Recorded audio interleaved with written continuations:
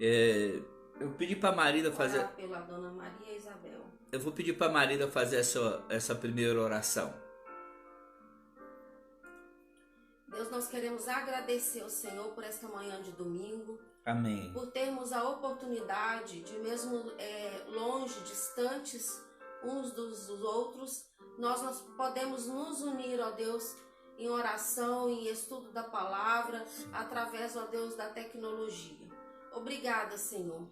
Todos os recursos que o Senhor deu para a humanidade é para a glória do Senhor. Amém. Abençoa, ó Deus, cada lar dos irmãos da igreja, dos irmãos de outras denominações, que o Senhor possa, ó Deus, acalentar o nosso coração com a Tua palavra e que possamos continuar caminhando sempre em crescimento para fazer a vontade do Senhor e glorificar o Teu nome. Amém. Abençoa cada um, ó Deus, dando entendimento, fazendo com que o ensino da palavra fique guardado no coração e seja, ó Deus, um alimento para a semana. Em nome de Jesus que oramos. Amém. Amém. Amém. Algumas informações antes de entrarmos no estudo, tá bom? Primeira informação é que nós vamos ter nossa sala de oração. Tô para decidir se na terça ou na quarta, mas até amanhã eu decido isso. Mas nós temos sala de oração. Você é convidado para participar conosco. Também queria dizer para vocês que nós vamos inovar essa semana. Teremos sala de oração na terça ou na quarta. Teremos o estudo, os pequenos grupos ou grupos de comunhão na sexta. Mas no sábado nós vamos ter encontro de casais, né? A ideia aí é da Luciana, uma ideia muito boa, ela deu para nós. Vamos fazer a publicação amanhã, mandar para você e nós vamos fazer encontro de casais sábado por aqui, né? Melhor, né? Pela sala de conferência que a gente montou. Então aguarde aí para você participar conosco desse encontro de casais no sábado. Vou definir horário e tudo mais, mas a gente vai passando para você as informações, tá bom? Bom, eu te convido, tá bom? Você que chegou aí, tá? Soraya, Luciana, a Meire, eu te convido aí a abrir sua Bíblia em Eclesiastes. Nós estamos com Salomão fazendo uma excursão, né? Passeando aí pela alegria. Semana passada nós tratamos disso. Hoje, sabedoria e domingo que vem, trabalho, né? Tá bom? Então vamos lá, Eclesiastes capítulo 2, versículo 12 ao 17 e depois o versículo 26. Eu estarei usando uma versão diferente, dei uma sondada aí em várias versões para podermos trazer o estudo para vocês, tá? E eu vi pelo menos umas 8 versões, alguma coisa assim. E a versão talvez mais clara para nós hoje não é a que a gente usa usualmente, que é a atualizada. Eu vou estar usando a Bíblia na linguagem de Jerusalém, tá bom? Então eu leio e você acompanha, tá? Eclesiastes capítulo 2, a partir do versículo 12. Acha a sua Bíblia. Sejam gente boa! Abra a Bíblia aí em Eclesiastes capítulo 2, 12 a 17 e depois 26. Minha esposa já postou aí o texto, que bom. Auxiliadora abençoada. Leio. Pus-me então a examinar a sabedoria, a tolice e a insensatez. Que fará o sucessor do rei? O que há de ser feito? Observei que a sabedoria é mais proveitosa do que a insensatez, assim como a luz é mais do que as trevas. O sábio tem os olhos abertos, o insensato caminha nas trevas. Porém, compreendi que ambos terão a mesma sorte. Por isso disse a mim mesmo: a sorte do insensato será também a minha. Para que então me tornei sábio? Disse a mim mesmo: isso também é vaidade. Não há lembrança durável do sábio e nem do insensato, pois nos anos vindouros tudo será esquecido. O sábio morre com o insensato. Detestei a vida, pois vejo que as obras que se faz debaixo do sol me depurada, tudo é vaidade, é correr atrás do vento. Então aí o nosso texto, hoje lido na Bíblia na linguagem de Jerusalém. Eu gostei muito dessa tradução, achei muito pertinente. E eu queria, então, só rapidamente dizer que aqui Salomão, buscando razão para a vida, ele passou pela alegria, como vimos semana passada. Dei várias informações semana passada que você pode voltar lá na página da igreja e você vai encontrar essas informações. Aqui ele está fazendo uma ponderação sobre, né, razões para a vida, e agora ele vai nessa ponderação tentar achar razões para a vida através da sabedoria. E é interessante, eu entendo que é Salomão quem escreveu o Eclesiastes, mas é interessante que o escritor não diz eu Salomão, ele diz eu filho do rei. E ele usa um pseudônimo para ele. O pseudônimo que ele usa é Correlete. E essa palavra Correlete, até hoje usada lá em Israel, ela tem relação com professor, ela tem relação com conferencista, ela tem relação com aquele que tem alguma coisa a ser dito e dito como fruto de reflexão, de estudo, de pesquisa.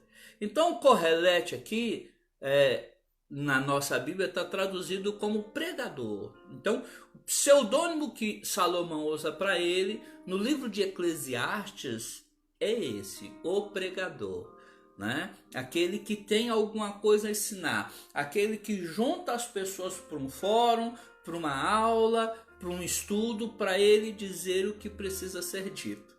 Bom, e ele disse a ele mesmo, semana passada falei a vocês, vamos nos experimentar e vamos procurar razão para a vida através da alegria.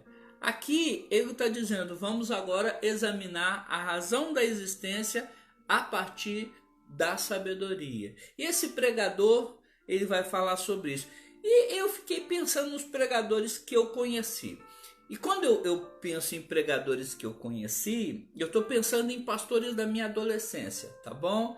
Então, olha, os pastores da minha adolescência que eu tenho memória, reverendo Mário Margalhães, reverendo Saulo Felipe, reverendo Josias Cordeiro e reverendo Adailton. Então, esses foram os pastores, quando eu era adolescente, que foram pastores da igreja que eu era membro lá em Interlagos.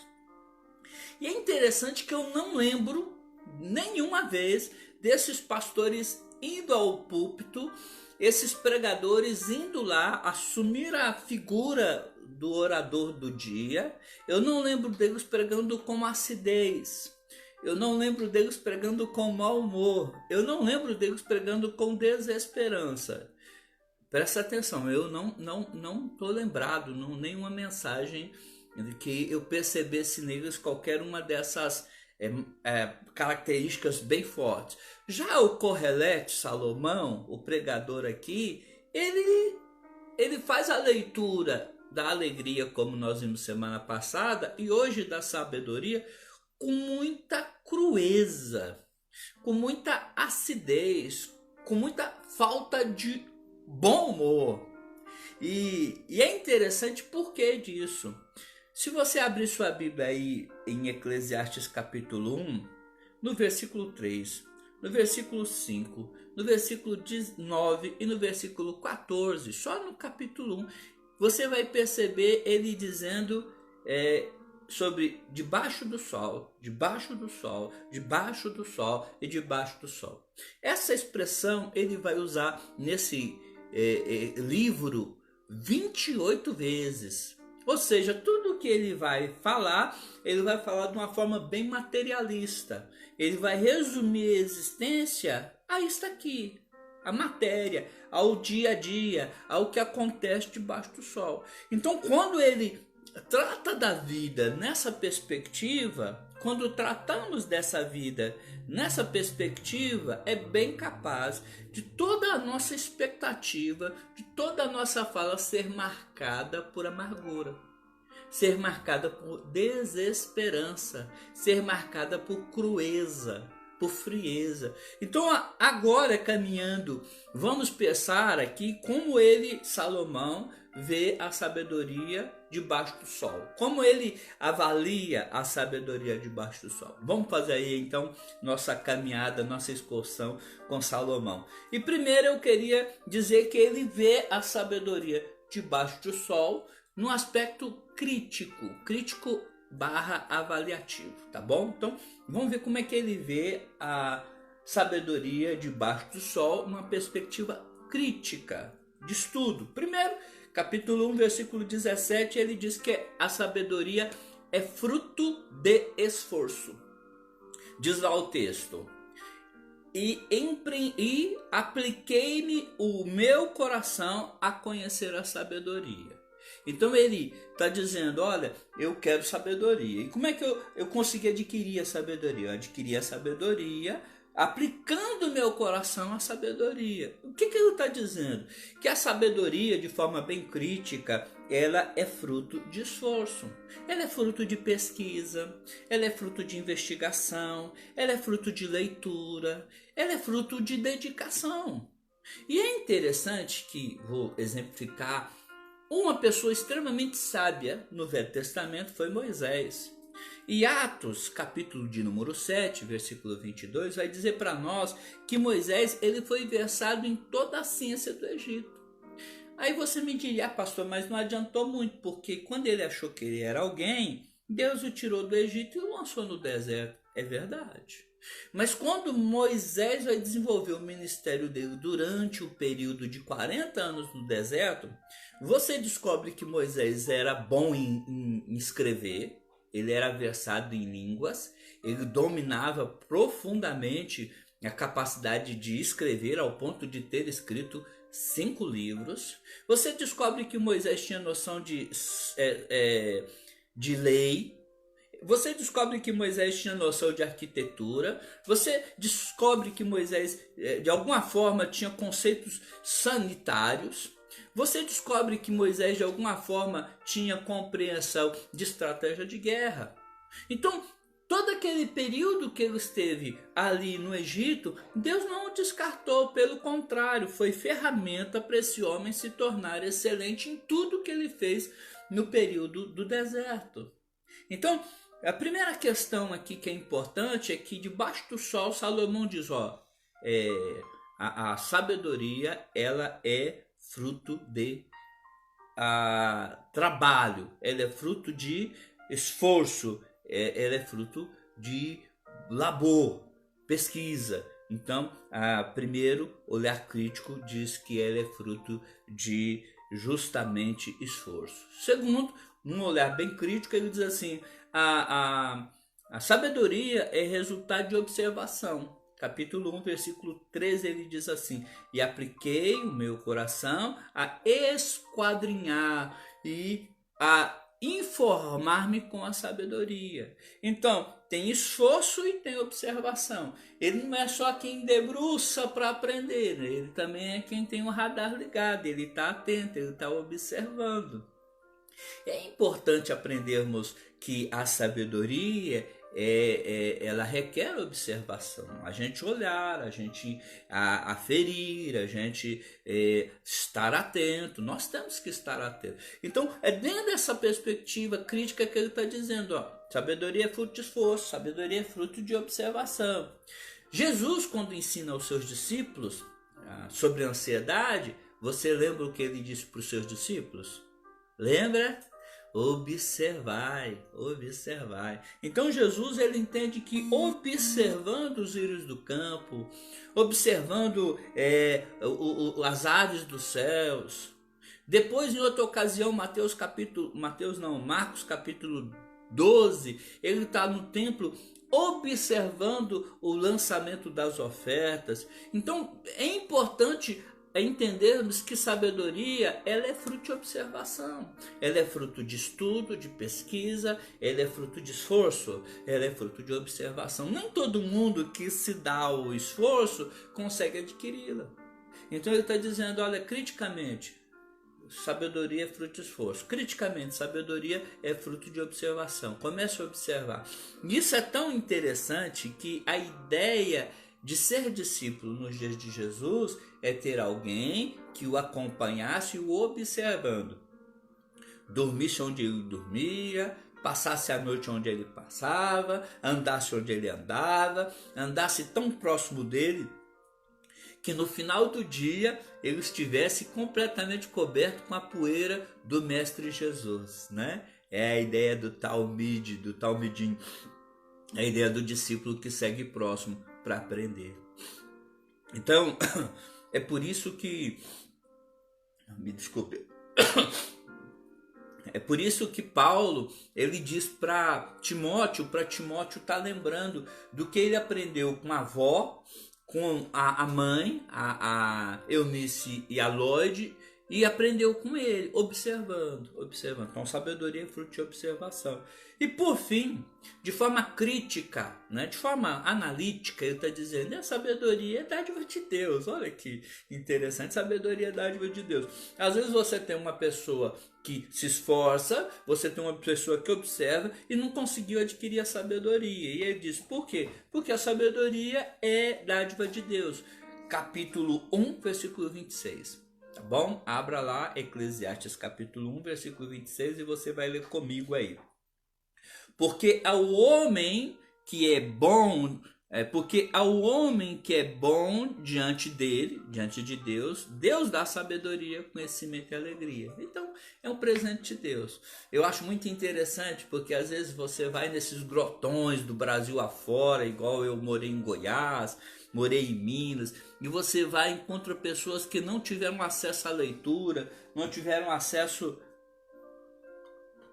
Obrigado, amor. Não tiveram acesso a tanta ferramenta de pesquisa, conseguiram observar, mas também, às vezes, careciam de coisas para observar.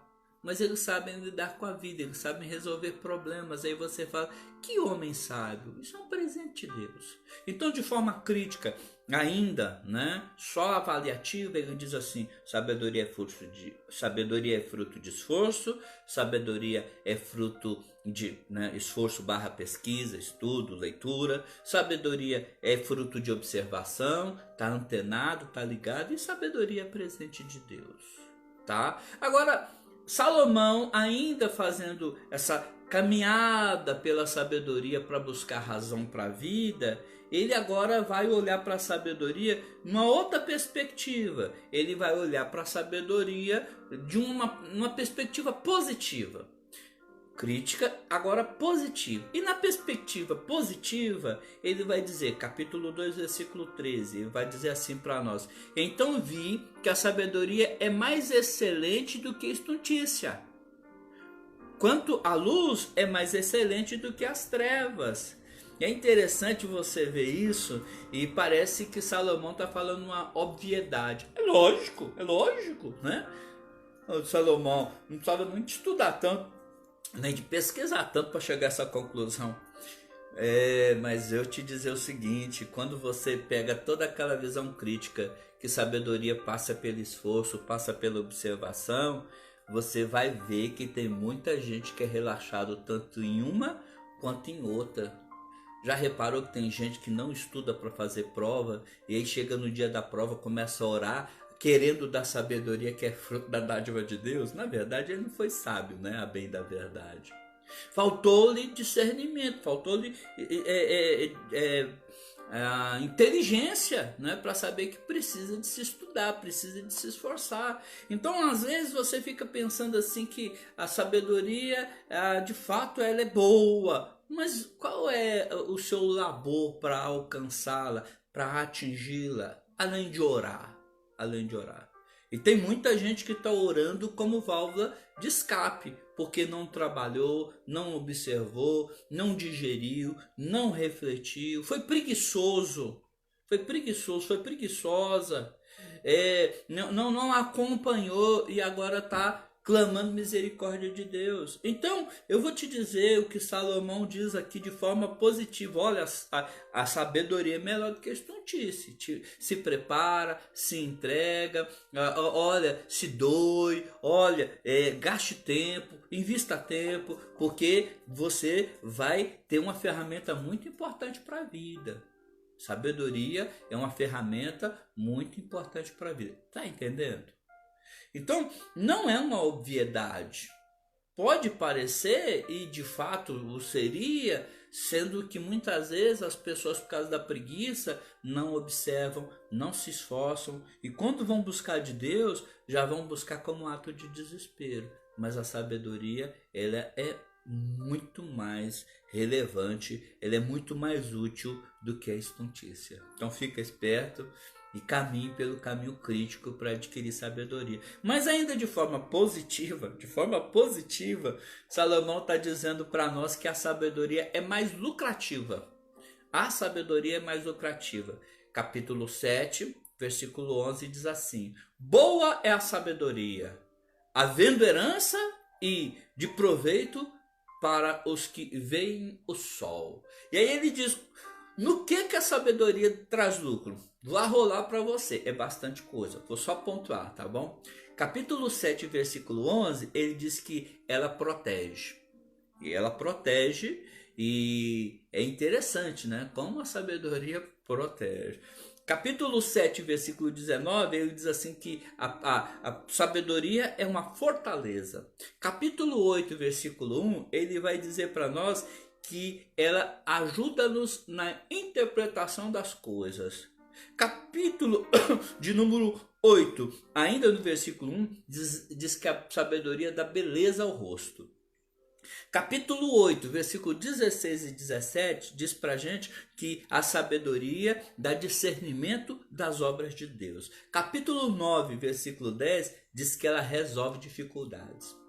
Não coloquei tudo que você ainda encontra em Eclesiastes sobre o lucro que a sabedoria traz. Olha que coisa maravilhosa, olha que coisa extraordinária. Então a sabedoria é melhor do que a estontícia, sobretudo quando você está diante de um exame, está diante de uma prova, e aí você percebe que você foi estúpido não se esforçando, faltou-lhe discernimento, aí você fala, por que eu fui relaxado, por que eu procrastinei, aí você fala, como eu queria ter sido mais sábio para essa hora. Aí você fala, a sabedoria é mais melhor, mais proveitosa do que a estontícia. Depois você vai ver resultado de uma busca através do esforço, de uma busca através da observação e de oração para que Deus te dê sabedoria. Como a sabedoria é lucrativa, ela dá beleza ao rosto. Eu já vi isso, sabe? Quando uma pessoa ela tem resposta, como o rosto dela brilha. Quando a pessoa sabe o que dizer, como parece que os olhos dela já estão dizendo, eu sei te ajudar. Então é interessante isso na perspectiva crítica e positiva. Mas agora, como Salomão via as coisas só debaixo do sol, só no âmbito material, vamos para o ponto ruim, para o ponto negativo. E aí ele vai dizer para nós algumas coisas. Caminhe comigo aí um pouquinho mais, capítulo 2, versículo 15 e 16 de Eclesiastes. Ele diz assim, pelo que disse comigo, como acontece ao estulto, assim me sucederá a mim. Por que, pois, busquei eu mais a sabedoria? Então disse a mim mesmo que também isto era oco, bobo, sem razão, isto era vazio. Morre o sábio e da mesma sorte o estulto. Então ele está dizendo para nós aqui, nesse primeiro ponto da perspectiva negativa, é que a sabedoria não dá final melhor para o sábio do que o estuto, né? O bobo, o tolo tem. Então, tanto o tolo quanto o sábio morre. Então eu estou dizendo, de que me adiantou estudar, pesquisar, escarafunchar, mergulhar, sendo que eu vou morrer igual esse tonto, desculpa aí o termo, né? Esse orelhudo. Eu estudei, eu labutei, eu clamei a Deus, E é interessante a gente observar que, de fato, mesmo nessa perspectiva crítica, assim, crítica pessimista, Salomão tem lá suas razões. O Dr. Harold Robson, pastor, foi oficiar um sepultamento. E quando ele estava ali, abrindo a palavra de Deus em Eclesiastes, ele viu a afirmação de Salomão real diante dele, porque ele estava sepultando um homem que sabia falar, soube falar, 30 idiomas. Ele ficou pensando assim, gente, eu estou sepultando um homem que soube falar 30 idiomas. A maioria de nós fala um.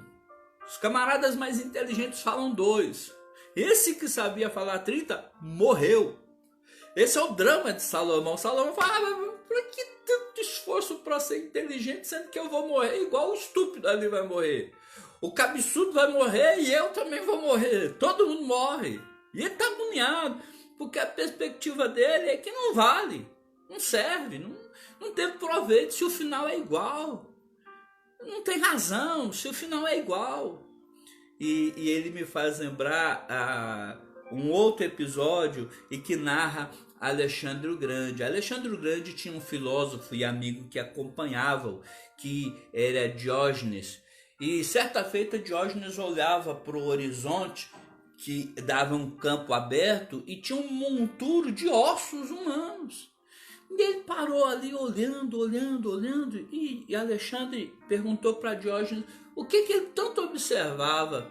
E Diógenes falou assim para Alexandre, daqui eu não consigo fazer distinção entre os ossos de Filipe, seu pai, e do escravo. Ou seja, aquele que trouxe à existência um dos maiores conquistadores da história, depois de morto, o osso dele era como de qualquer escravo. Esse é o drama de Salomão, essa é a agonia de Salomão. É olhar que o final dele será a semelhança do final de qualquer um que não esforçou, que não batalhou, que não teve nem aí com nada. E ele fala, olha, não adianta, morre o sábio, morre o tolo. Também de forma bem negativa, ele ainda vai continuar no capítulo 2, versículo 16, dizendo: tanto do sábio como do estulto, a memória não durará para sempre, pois passados alguns dias, tudo cai no esquecimento. Aí outra agonia dele, falou assim, olha, eu vou produzir, eu vou gerar, e depois eu vou morrer, ninguém nem vai lembrar que eu existi. O cara ali morreu, o cara não tinha esforço nenhum, não observava nada, o cara era um ignorante, morreu e também ninguém vai lembrar mais dele. O que é um equívoco, diga-se de passagem, porque já depois de 3.000 anos a gente está falando de Salomão aqui. Então não é bem verdade esse ponto negativo que ele encontra na sabedoria. A bem da verdade também a gente fala sobre Sócrates, Platão, Aristóteles, Kant, a gente fala de Nietzsche, a gente fala desses pensadores positivamente ou negativamente, mas a gente fala sobre eles, a gente pensa sobre eles. Aí você poderia dizer, a gente fala de Jesus, como Jesus não está morto, Jesus está vivo. Amém? Glória a Deus, esse venceu a morte, esse é inesquecível. Mas a argumentação dele é fruto de um coração que confunde as coisas. O que Salomão ele queria? Ele queria perpetuar a existência, confundindo a existência com memória do que foi feito. Então, como se a alma dele quisesse viver para sempre, achasse que o viver para sempre estava em ser reconhecido sempre, e não necessariamente.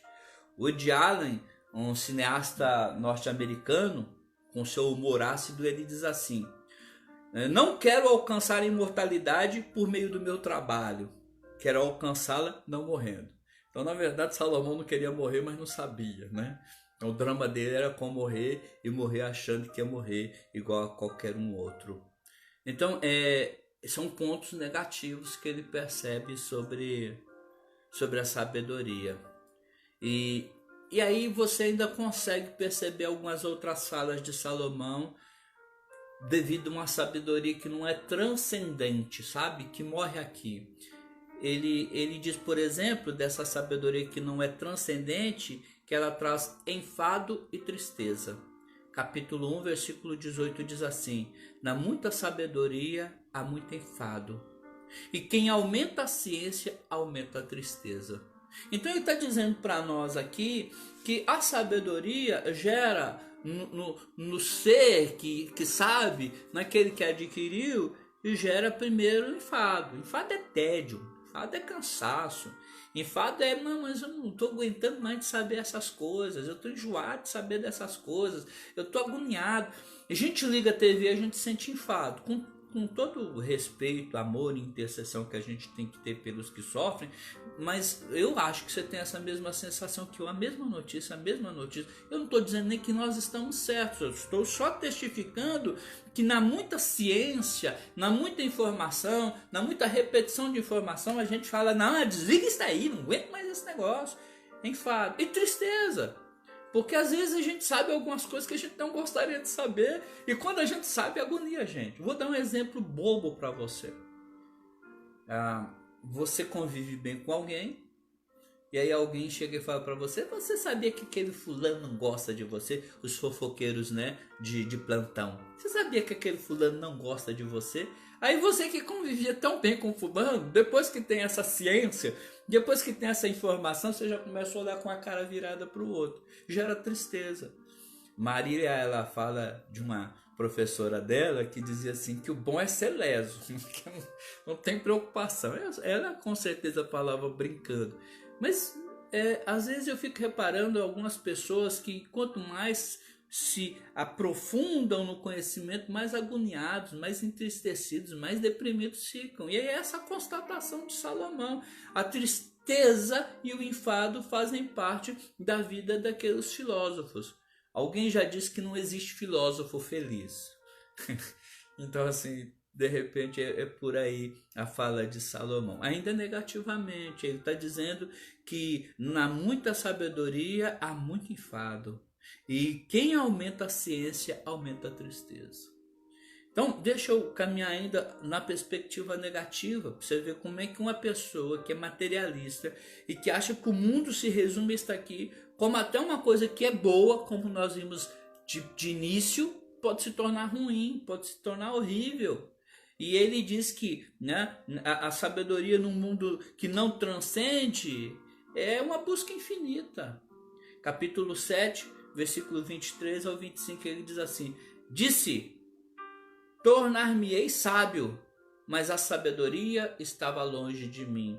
É como dizia, né, um dos conquistadores da América Latina, é arar no mar.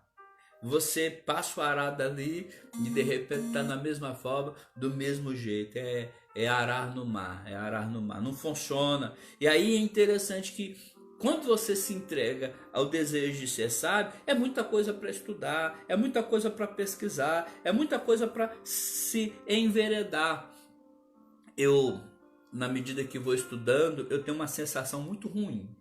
Talvez você tenha também, o quanto eu não sei. Quando eu acabo de estudar, eu não tenho a impressão que eu sei. Quando eu acabo de estudar, eu tenho a impressão que eu não sei nada. Pelo menos uma vantagem eu tenho nessa hora. Eu me sinto bem Sócrates, né? Porque Sócrates dizia assim, só sei que nada sei. Então, todas as vezes que eu mergulho no estudo, eu percebo que o universo é muito grande. E Salomão diz isso, se é arar no mar, isso aqui é infindável. Você vai trabalhando, é pesquisando, no muito escrever não falta canseira, não falta enfado, nos muitos livros. E é essa perspectiva que ele tem. E Paulo também vai dizer isso para ajudar a gente. Ele vai dizer assim, se alguém julga saber alguma coisa, com efeito, não aprendeu ainda como convém saber.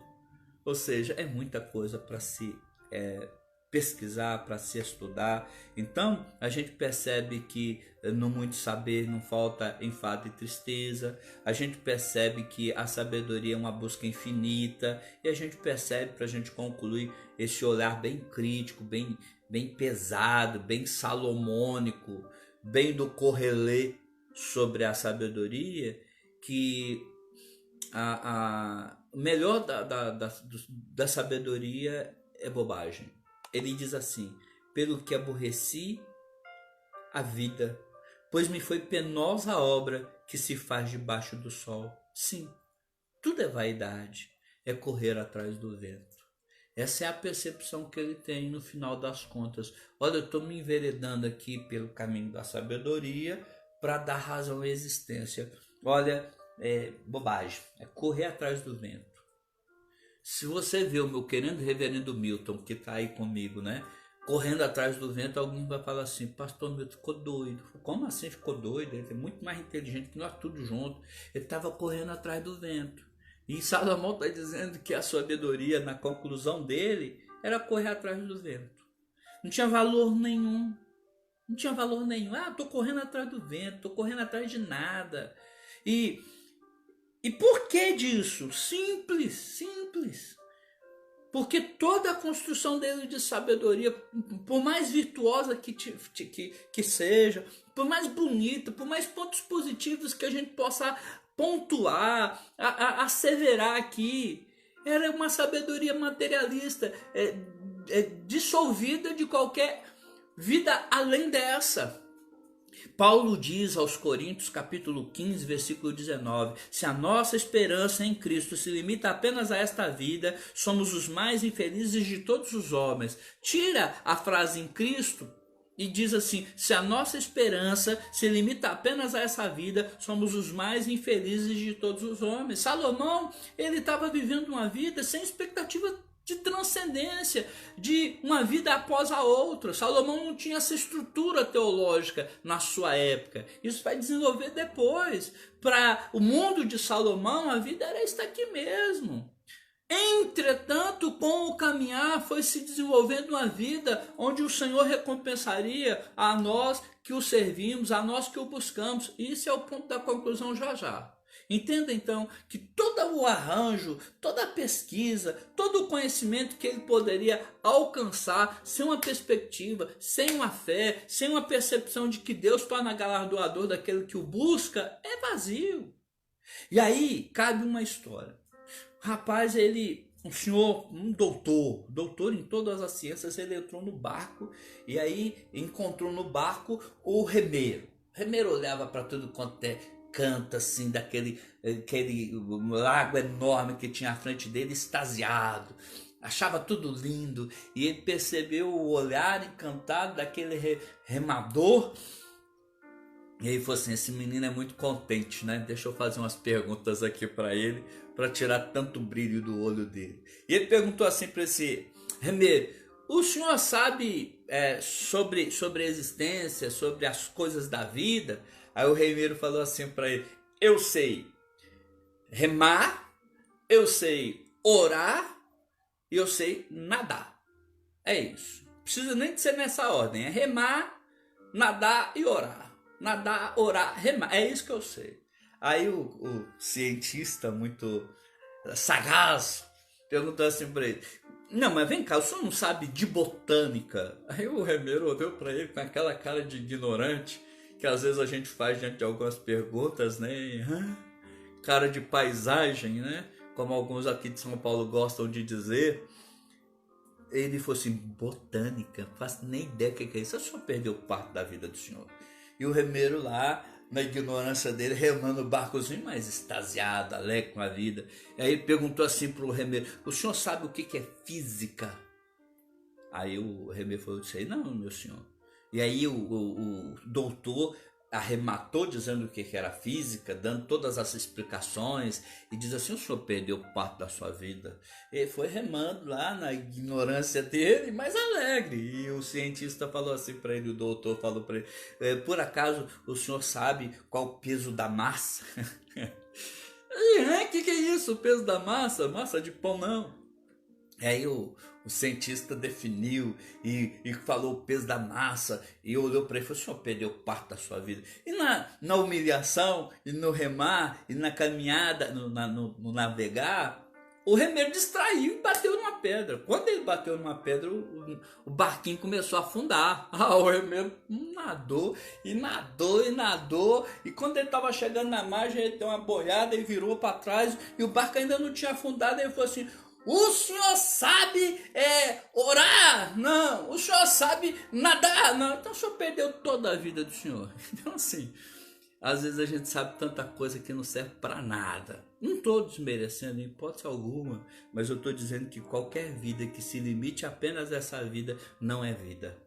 Toda a estrutura, todo o conhecimento, todo o arcabouço, toda a pesquisa, toda a observação e tudo aquilo que você granjeou nessa vida não serve para absolutamente nada se Deus não estiver nessa história. E aí eu quero concluir. E eu quero concluir dizendo para você que o problema de Salomão, semana passada, não foi buscar alegria, mas foi confundir alegria com prazeres e achar que prazeres barra alegria eram a mesma coisa. Não eram. E eu queria dizer para você que o problema de Salomão aqui não é ir atrás da sabedoria. Não. A sabedoria em Provérbios personifica o próprio Jesus. O problema de Salomão é abraçar uma sabedoria que se limita apenas a essa vida. Aí é frustrante.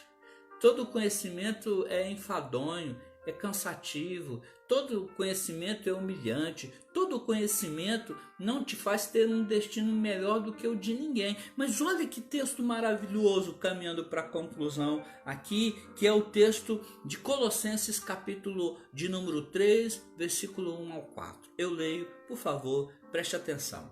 Diz assim o texto de Colossenses: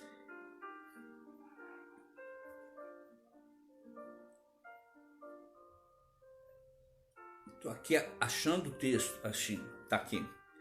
Se fostes ressuscitados juntamente com Cristo, buscai as coisas lá do alto, onde Cristo vive, assentado à direita de Deus. Pensai nas coisas lá do alto, não as que são aqui da terra, porque morrestes, a vossa vida está oculta juntamente com Cristo em Deus. Quando Cristo, que é a nossa vida, se manifestar, então vós também sereis manifestos com ele em glória. Olha que coisa maravilhosa. Eu vou repetir a leitura, talvez você não tenha pegado bem, eu vou repetir. Então Salomão tem aquela perspectiva sem transcendência, só voltado para o universo agora, ponto presente. E Paulo vai dizer para nós, olha, se fostes ressuscitados juntamente com Cristo, buscar as coisas lá do alto, onde Cristo vive. Jesus já não está aqui entre nós, está com o Pai, mas ele vive. Então a morte não é o final, não é o ponto final da história. Então o nosso Jesus vive. Ele diz, olha, buscar as coisas lá do alto, onde Cristo vive. O mundo não se resume aqui, o mundo não se resume ao túmulo. Buscar as coisas lá do alto, onde Cristo vive, assentado à direita de Deus. Pensai nas coisas do alto, não nas que são aqui da terra, porque morrestes, nós morremos em Cristo e ressuscitamos com Ele. Aí diz assim, e a vossa vida está oculta juntamente com Cristo, em Deus. Então Ele está aí carregando-nos consigo, e nós estamos escondidos em Cristo, em Deus. Já contamos com a ressurreição, já sabemos que o mundo não é só estar aqui. Aí Paulo arremata dizendo o seguinte: quando Cristo, que é a nossa vida, se manifestar, então vós também sereis manifestos com Ele em glória. Glória a Deus, glória a Deus. E aí, só para a gente encerrar, isso que está sendo dito aqui resolve, por exemplo, o problema que Salomão está tendo com a sabedoria, de que o sábio e o tolo têm o mesmo fim. O sábio e o tolo não têm o mesmo fim. Presta atenção, vou repetir, Salomão estava equivocado achando que o sábio e o tolo têm o mesmo fim. Não tem. Aqueles que têm a sabedoria provinda de Deus, aqueles que são de Deus e vivem de forma sábia aqui, eles terão um final diferente do tolo. Um exemplo, Lucas capítulo 16, versículo 19 ao 31, vai dizer para nós o seguinte: aconteceu morrer o mendigo e ser levado pelos anjos para o seio de Abraão. Morreu também o rico e foi sepultado. Então você vê na história de Lucas capítulo 16 que não tem o mesmo destino de jeito nenhum. Deus tem um final diferenciado para os seus. Podemos fechar os olhos do mesmo jeito, mas quando abrimos na eternidade, será em eternidades completamente diferentes. Nós não temos o mesmo final daqueles que vivem displicentemente, sem discernimento, sem sabedoria provinda de Deus. Nós não temos o mesmo final. A nossa vida futura é na presença de Deus. Então pode granjear sabedoria, pode buscar sabedoria, mas a sabedoria que vem do alto, essa vai fazer diferença para você e vai te carregar para a presença daquele que é o Deus Todo-Poderoso. Para ilustrar isso, a morte de David Livingstone, um dos grandes missionários da história da igreja, um inglês, serviu a rainha da Inglaterra na África, fez várias descobertas e foi conhecido nacionalmente pelos ingleses como um grande desbravador, além de missionário. O coração de David Livingstone foi enterrado na África, mas o corpo se encontra na abadia de Westminster. E no dia do sepultamento na Inglaterra, uma grande procissão caminhava em torno do caixão até o sepultamento na abadia de Westminster. E quando caminhavam para o sepultamento do corpo daquele grande homem, um senhor se associou ao ofício e chorava, e chorava, e chorava. Alguém incomodado disse: por que o senhor chora tanto? O senhor conhecia o Dr. Livingstone? Aí ele disse: sim, o Davidzinho, ele nasceu na mesma aldeia do que eu. O Davidzinho estudou no mesmo colégio que eu. O Davidzinho frequentou a mesma escola dominical do que eu. Ele trabalhou na mesma firma do que eu. A gente fiou na mesma máquina de fiar do que eu. Mas hoje ele morre como um herói da nação. E eu aqui estou enterrado no álcool. Eu estou aqui caminhando para um ocultamento, para um sepultamento como indigente. Ninguém vai saber quem eu sou. Meu irmão, o final do justo, o final dos sábios, aquele a quem Deus deu sabedoria e que desenvolve honrando essa sabedoria, é diferente, não é igual. Não é igual porque Deus tem grandes projetos para os seus, grandes. Então quando a gente olha para esse texto de Paulo dizendo para a gente olhar para Jesus, resolve esse problema do morrer igual. Não. A gente pode até fechar os olhos iguais aqui, mas vai acordar, abrir os olhos numa realidade completamente diversa, diferente, diversificada. Resolve o problema de acharmos que as nossas obras serão esquecidas. Não. As nossas obras não serão esquecidas. Se você vive com sabedoria aqui, uma sabedoria que procede de Deus, a sua obra não vai ser esquecida. E eu vou te dar duas razões para isso. Primeiro, Malaquias, capítulo 13, versículo 14. Texto magnífico. Paciência comigo, eu vou ler. As vossas palavras foram duras demais para mim, diz o Senhor. Mas vós dizeis: em que temos falado contra ti? Vós dizeis: inútil é servir a Deus, que nos aproveitou termos cuidado em guardar os seus preceitos e andar de luto diante do Senhor dos exércitos. Ora, pois nós reputamos por felizes os soberbos, também os que cometem impiedade prosperam. Sim, eles tentam ao Senhor e escapam. Então os que temiam ao Senhor falavam uns aos outros: o Senhor atenta e ouve. Havia um memorial escrito diante dele para os que temem ao Senhor e para os que se lembram do seu nome. Eles serão para mim, diz Deus, eles serão para mim peculiar tesouro. Naquele dia que preparei, diz o Senhor dos Exércitos, poupá-lo-ei-os como um homem poupa ao seu filho que o serve. Então, meu querido, deixa eu te dizer, Deus não se esquece daquilo que estamos fazendo. Deus não se esquece da forma como estamos vivendo. Deus não se esquece do agarramento nosso à sabedoria que procede dele. Um outro texto é Apocalipse capítulo 14, versículo 13. No final da nossa Bíblia diz que Deus não se esquece da forma como estamos vivendo. O Espírito para que descansem das suas obras, para que descansem das suas fadigas, pois as suas obras o acompanharão. Então, firma, gruda aí com o Senhor, porque você não vai morrer igual o ímpio. Glórias ao nome do nosso Deus. E Deus não se esquece daquilo que Ele está produzindo na sua vida, produzindo a partir de você, produzindo em você. E aí eu ainda encerro dizendo que resolve o problema da tristeza. resolve o problema da tristeza com a realidade que a gente enfrenta quando a gente vai tendo ciência das coisas.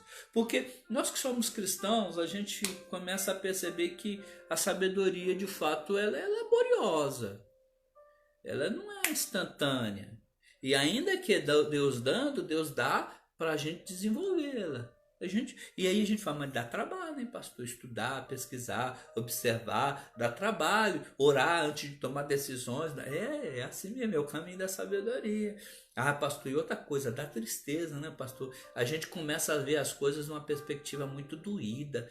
A gente começa a observar as coisas, a gente fica muito azedo, né, pastor? Filho, é verdade.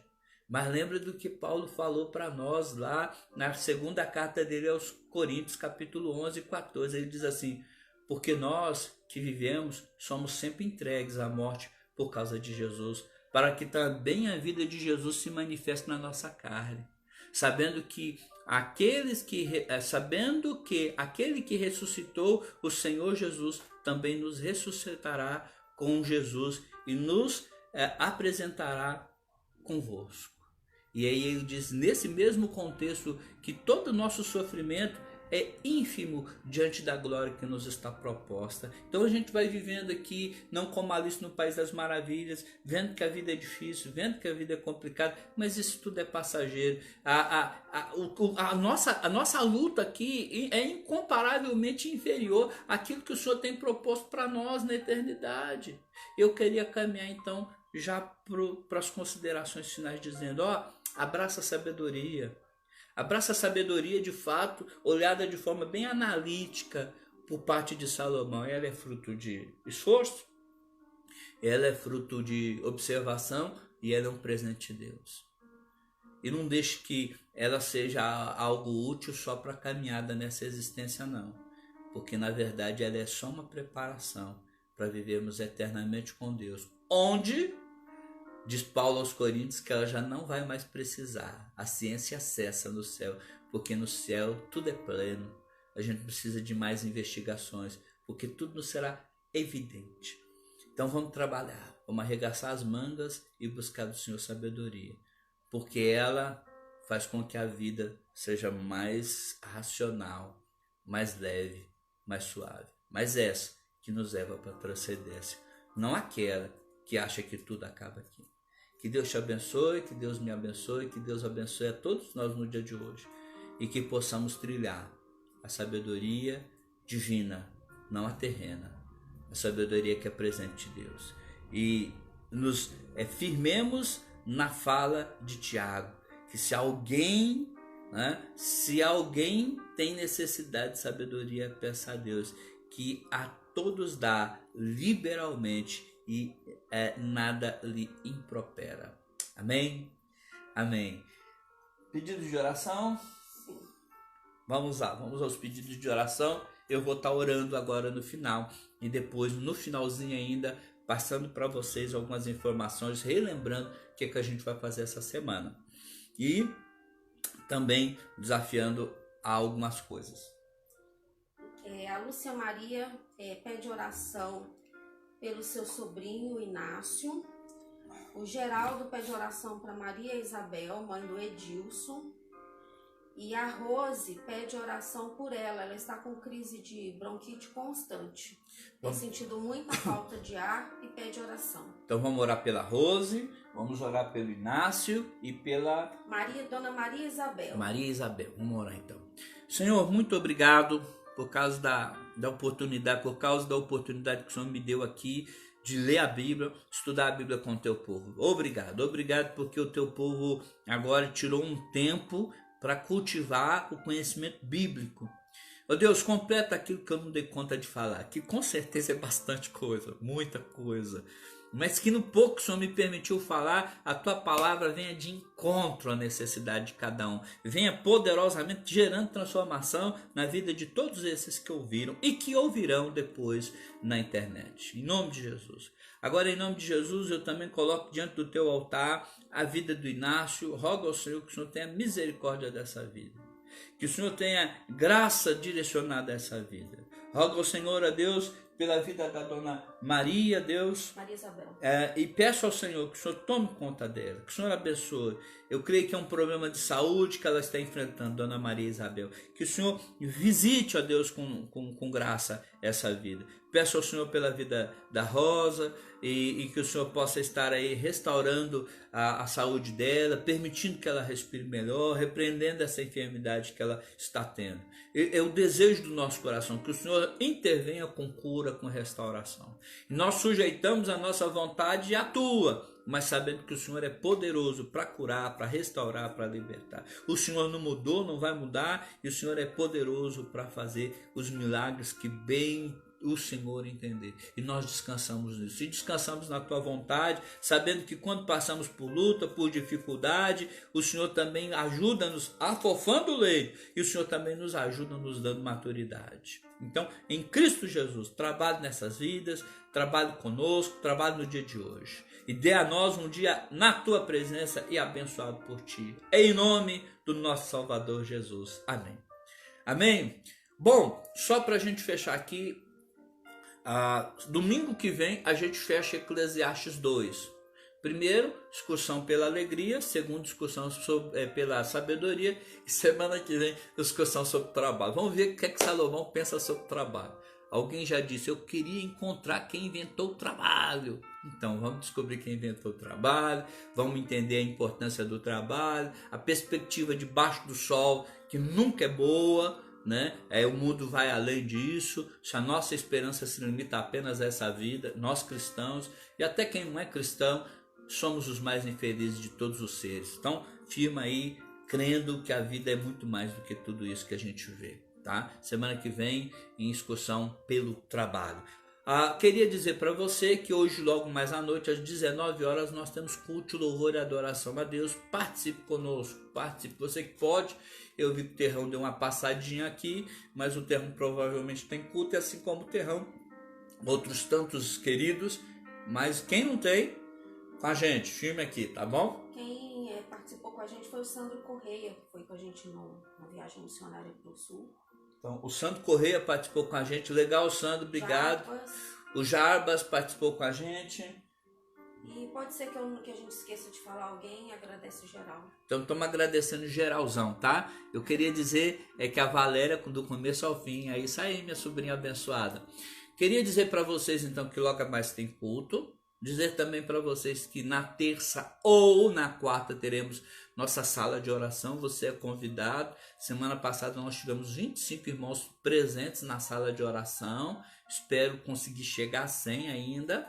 Queria dizer para você também que nós teremos na sexta-feira nosso estudo para grupos de comunhão, e no sábado, aguarda aí, você que é casado, nós teremos encontro de casais também na sala, tá? Nós vamos montar uma sala e você vai poder estar com a gente em 40 minutos lá conosco. Pode convidar amigos, né? E pode convidar amigos, tá bom? Pode mandar, cabe 100 pessoas na sala, não é 100 pessoas, vai caber 200, porque você vai estar com sua esposa ou seu marido no celularzinho. Então 100 casais. Cabe 100 casais, obrigado amor, 100 casais. Então encontre casais, sábado que vem, via sala, tá bom? Vou mandar o link para vocês. O tema é recuperando o que se perdeu, recuperando o que se perdeu. Fica atento aí, vai ser muito legal. Nós temos uma palavra de Deus para o seu coração, tá? E essa é a dinâmica aí nossa. Deus abençoe, um bom dia na presença de Cristo Jesus. Amém.